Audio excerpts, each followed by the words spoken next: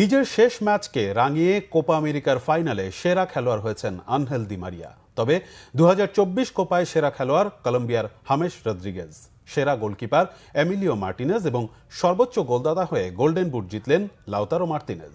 Copa আমেরিকায় record ১৬তম শিরোপা জিতেছে আর্জেন্টিনা। যুক্তরাষ্ট্রে এই আসরে লাউতারো মার্তিনেজের অসামান্য গোলে চ্যাম্পিয়ন হয়েছে আর্জেন্টিনা।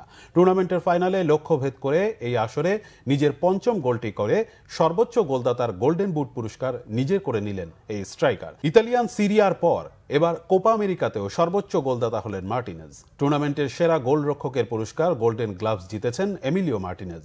সেমিফাইনালে ইকুয়েডরের বিপক্ষে ম্যাচে টাই ব্রেকারে দারুণ নৈপুণ্য দেখিয়েছেন মার্টিনেজ। ফাইনালে চাপের মুখেও দারুণ দক্ষতা দেখিয়েছেন।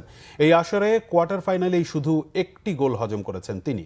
এর আগে গত কোপা আমেরিকা এবং বিশ্বকাপেও তিনিই ছিলেন সেরা গোলরক্ষক। তবে আসরে সেরা খেলোয়াড়ের পুরস্কার যায়নি আর্জেন্টাইনদের কাছে, পেয়েছেন কলম্বিয়ার অধিনায়ক হামেস রদ্রিগেজ।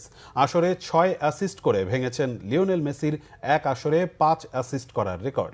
নিজেও করেছেন এক গোল। দল হারলেও ব্যক্তিগত পুরস্কারে নিজেকে উজ্জ্বল করে তুলেছেন তিনি। তবে ফাইনালে কোনো পুরস্কার না থাকলেও আনহেল দি মারিয়া ছিলেন ম্যান অফ দ্য ফাইনাল।